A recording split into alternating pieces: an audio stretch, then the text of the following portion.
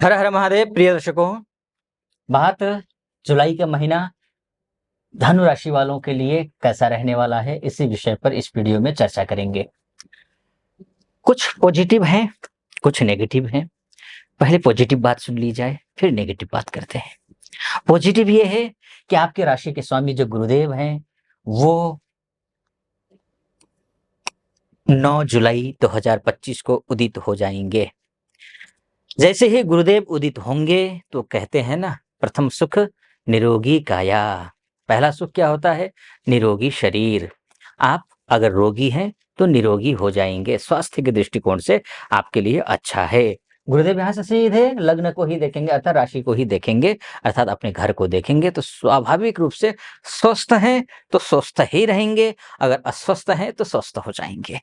आपके आचार विचार लक्षण सुधर जाएंगे। आप अचानक महसूस करेंगे आप बहुत ज्यादा व्यवहारिक हो गए हैं, बहुत ज्यादा ज्ञानी हो गए हैं। ऐसे लोगों के साथ में आपका उठना बैठना होगा जो सभ्य हैं, संभ्रांत हैं, संस्कारवान हैं, अपने मूल्यों को, अपने जड़ों को पहचानते हैं और उनका पालना करते हैं। तो ये आपके लिए अच्छी बात दिखाई दे रही है। कब से लेकर के? 9 जुलाई 2025 से लेकर के गुरु का उदित होना आपके लिए रामबाण है। ठीक है जी, ये बात हो गई स्वास्थ्य की। और घर खरीदने की सोच रहे हैं, प्रॉपर्टी खरीदने की सोच रहे हैं, गाड़ी खरीदने की सोच रहे हैं, फ्रेंड सर्कल में अच्छा पैठ बने, उसके लिए क्या कुछ नहीं बन पा रहा था। होता है ना कि एक दबदबा, वो कहीं ना कहीं वो दबदबा खो सा गया था, मतलब ना वो रुतबा लाना चाहते हो, या परिवार में एक सम्मान प्राप्त करना हो, या सोसाइटी में सम्मान प्राप्त करना हो, उसके लिए गुरु 9 जुलाई तक अस्त हैं। तो 9 जुलाई के बाद उदित हो जाएंगे।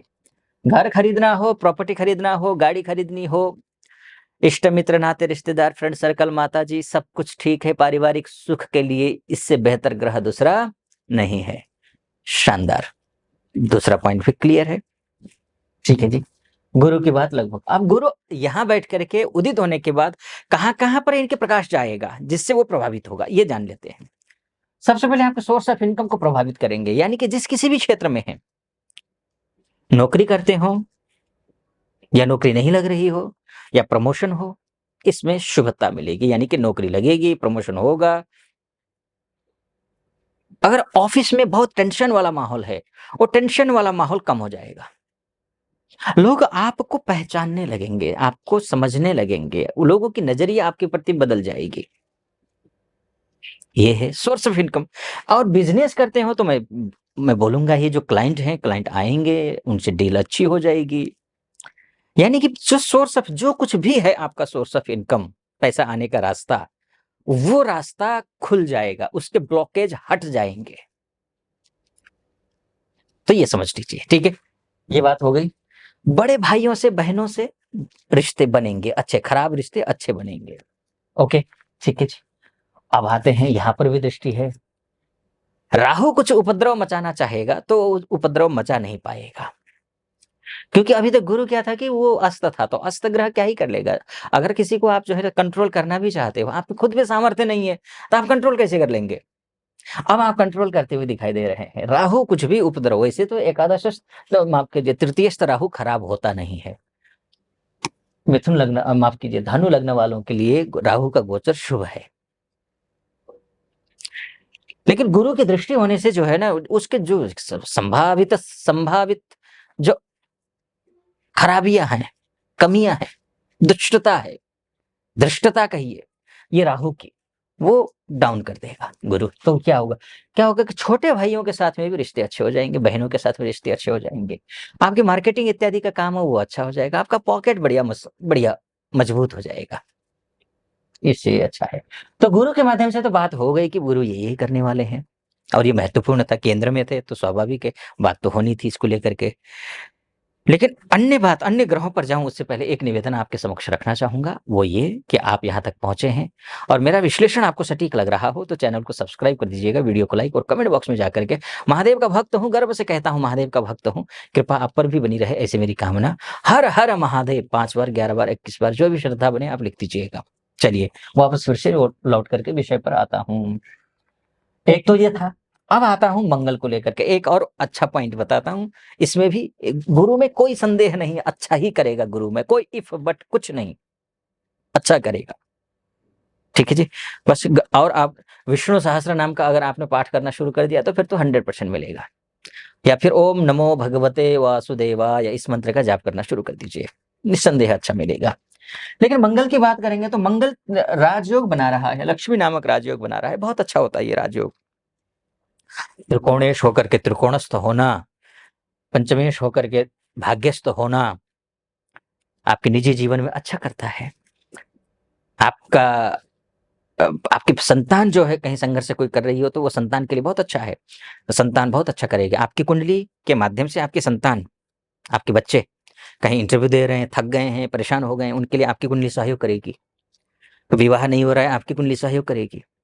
कहीं एग्जामिनेशन की तैयारी कर रहे हैं, एग्जाम की तैयारी कर रहे हैं तो उसमें आपकी कुंडली सहयोग करेगी। अगर आप स्वयं भी अगर विद्यार्थी हैं तो आपके लिए आदर्श स्थिति है, लेकिन कुछ शर्तें भी हैं। शर्तें क्या है वो जान लीजिए। ओवर कॉन्फिडेंट होंगे आप, पक्का होंगे, 100% होंगे, और उसी ओवर कॉन्फिडेंट की वजह से सारा कुछ गुड़गोबर कर लेंगे। भाग्य स्थान में मंगल सिंह राशि में बैठे हैं केतु के साथ में। आपके जो अंदर के आग है ना उसको पॉजिटिव वे में ले जाइएगा। भाग्य स्थान में अर्थात धर्म स्थान भी है वो। धर्म कर्म कीजिए, अच्छे कार्य कीजिए, डाउन टू अर्थ रहिए, दूसरों का सहयोग कीजिए तो शुभ होगा आपके लिए। अन्यथा इसको आपने मिसयूज किया, अपने अंदर के आग को, अंदर की योग्यता को, अंदर की क्षमता को कर सकते हैं। इसलिए मैं इतना बता रहा हूं, जोर दे रहा हूं। भाग्य को डैमेज कर सकते हैं आप अपने ओवर कॉन्फिडेंट की वजह से, गुस्से की वजह से। पूरे 28 जुलाई तक है ये योग, वो मत करना। अन्यथा ये जो इतना अच्छा राजयोग बना हुआ है ना वो खत्म हो जाएगा। इसलिए धर्म कर्म पूजा पाठ इत्यादि में रहिए, अच्छा कार्य कीजिए, माता पिता की सेवा कीजिए, भाइयों से अच्छे संबंध रखिए, फ्रेंड सर्कल में अच्छे से बातचीत कीजिए, उनसे लड़िए मत, झगड़िए मत। आपका भाग्योदय है, तय है, निश्चिंत रहिए। थोड़ा बहुत कंफ्यूजन होगा, वो कोई चिंता की बात नहीं। ये अच्छे अच्छे ग्रह थे। अब कुछ ग्रह खराब है, उन ग्रहों पर चर्चा कर लेते हैं। आपका कर्मेश खराब है, आपका बिजनेस करने वाला। गुरु तो अच्छा कर रहा था, गुरु सब कुछ बिजनेस भी संभाल रहा है, जॉब भी संभाल रहा है। ठीक है जी। जैसे कि आप घर हैं, आप हैं, आप घर के गार्जियन हैं, गार्जियन सब कुछ संभाल रहे हैं, लेकिन आप मूलतः आप स्वयं ही थोड़े खराब हैं, थोड़े कमजोर हैं, तो कब तक गार्जियन संभालेंगे? गुरु गार्जियन है तो संभाल रहा है, लेकिन आप का ग्रह कौन है? आप स्वयं कौन है? आपका नौकरी करने वाला बुध है, आपका बिजनेस करवाने वाला बुध है। ये कमजोर है, ये कमजोर है। नौकरी करवाने वाला भी ग्रह कमजोर है और बिजनेस करवाने वाला ग्रह भी कमजोर है। तो इसलिए आपको स्वयं को मजबूत होना पड़ेगा। वो मजबूत होंगे कैसे? वो आपको गणपति अथर्व शीर्ष का पाठ करना है। ओम ब्राम ब्रीम ब्रौम सह बुधाय नमः, इस मंत्र का जाप करना है। गौ सेवा करनी है और जितना हो सके नेचर से प्यार कीजिए, पौधों पर पानी दीजिए, पौधों को कभी नुकसान मत पहुंचाइए। नेचर वाइज आप नेचर को कभी नुकसान मत पहुंचाइए। जितना नेचर के करीब जाएंगे आप उतने लाभदायक लाभ लाभ पाएंगे, ये आप समझ लीजिए। ठीक है, तो ये आप कर लीजिए। कमजोर है, खराब है मैं नहीं कह रहा हूं, कमजोर हो गया है, लेकिन गार्जियन मैंने जैसे का गुरु वो संभाल रहे हैं, अच्छी बात है। एक बुध की कमजोरी है और एक कमजोरी है जो कि शुक्र शुक्र अपने घर में है, ये कोई कमजोरी नहीं है। अच्छा, लेकिन सूर्य चले जाएंगे यहाँ, ये थोड़ा सा कमजोर है। कॉन्फिडेंस लेवल बनाए रखना पड़ेगा।